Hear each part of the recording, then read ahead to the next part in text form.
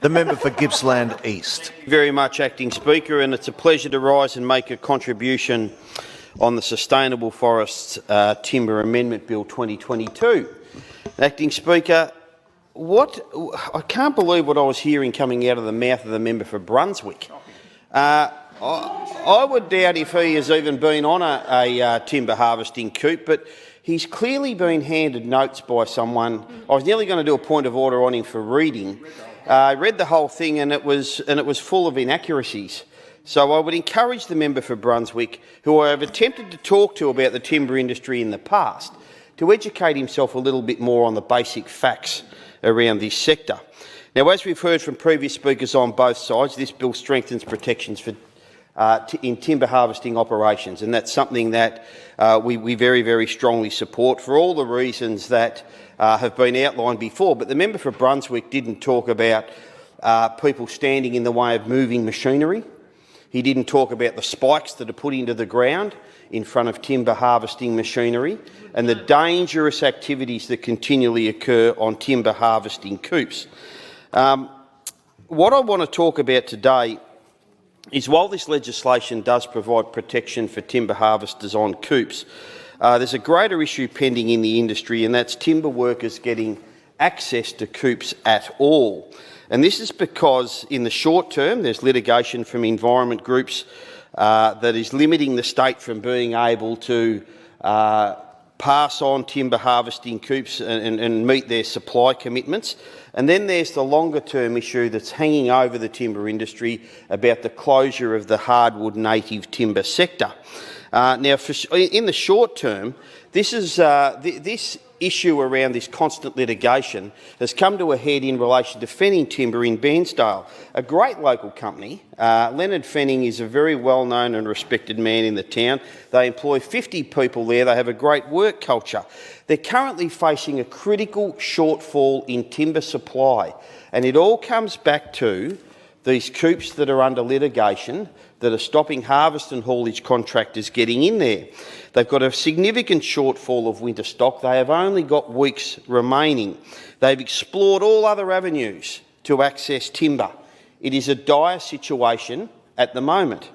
So while we have legislation here today to protect workers when they're on the coops, what we need from this government now is immediate action to get the harvesters on coops that are available and meet timber demand supplies. The lack of action on this front of being able to get harvest and haulage contractors into the forest is jeopardising the short-term future of our timber workers. We are talking weeks here, weeks, and that mill in Bairnsdale that employs 50 will be impacted. So while we welcome this legislation here today, there's a greater issue that needs to be addressed also.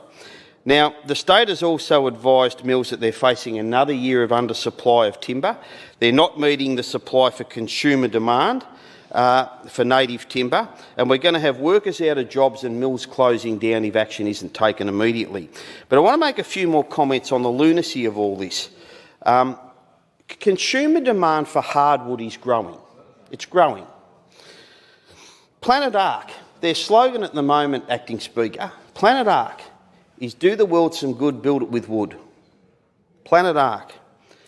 The reason is this is a sustainable industry is timber provides a renewable resource and it is a carbon storing building material.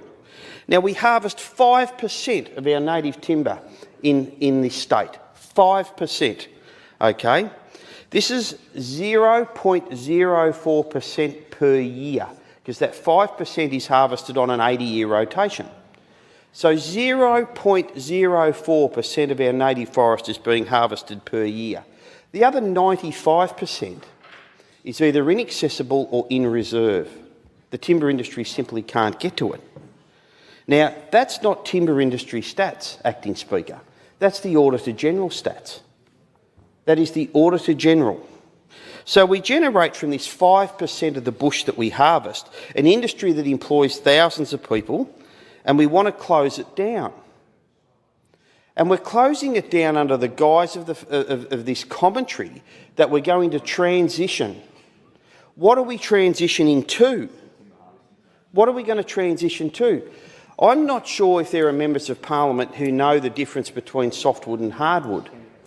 But softwood matures quickly. Hardwood takes at least 30 years, at a minimum, to reach an age of harvesting. Now, the minister across the table said she knows the difference between softwood and hardwood, and I believe her. I believe her. But the minister can maybe then, if she knows the difference, if we're transitioning to plantation, where are the hardwood plantations we're transitioning to? Because they should be 20 years old now, Acting Speaker.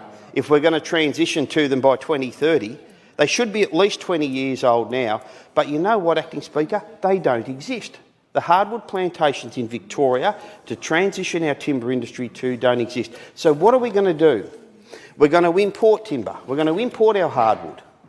And we're going to import it quite possibly, Acting Speaker, from countries with less oversight. And you and I have had this chat before, Acting Speaker. And what will happen is when we're importing this timber from countries with less oversight, the member for Brunswick will be standing up here saying we've killed the orangutan or something like that. So what we're going to do is we're closing down an industry in Victoria that has great oversight, some of the best oversights in the world, and we're going to import more native timber as a replacement to that. It is just absolutely ludicrous. We harvest 5% of the bush, 0.04% a year. So whilst we certainly do need to look at harvesting practices and how we can do things better to harvest this timber, and some of the practices in the past haven't been great, the answer is not closing down this industry. It is not closing down this industry at all. Now, in this country, in Australia, Acting Speaker, we have the third highest amount of forest per capita of any country in the world. We've only got Russia and Canada ahead of us. And despite having that much timber per capita, we're looking at closing down the industry when we are already a net importer of timber. So per capita, we're only behind Russia and Canada, and we're currently a net importer of timber. So you would think we maybe should be looking at addressing why we're a net importer of timber and maybe opening areas up. But we're actually looking at closing areas down and ending this industry.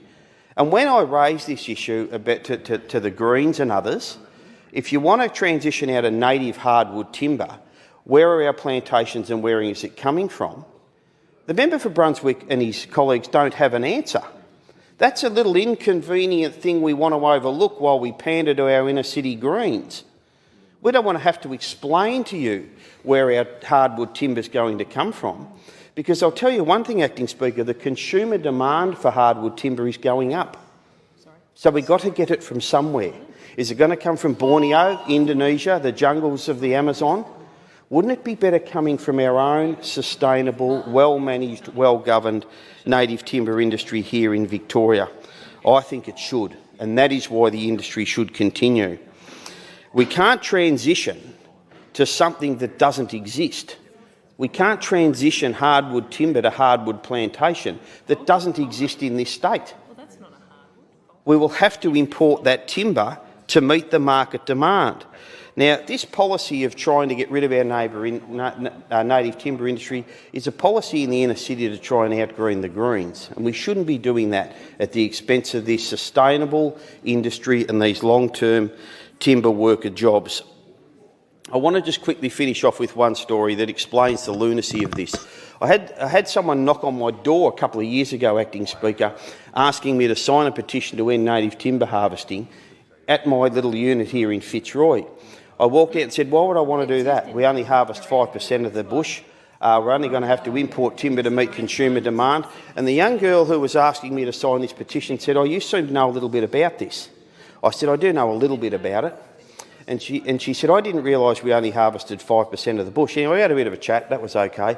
I went back inside. I went out 20 minutes later to get a cup of coffee. I walked up the street, and here she was at someone else's door. Do you want to protect our native animals and ban the native timber industry? Oh, yeah, I want to protect our... And people were signing it based on misinformation and lack of knowledge. It's time we got the real story out, that our timber industry is sustainable, it employs a lot of people, it has some of the greatest oversights in the world, it is an industry we should be proud of, an industry we should be protecting, and an industry to continue to support it makes good environmental sense and produces good environmental outcomes.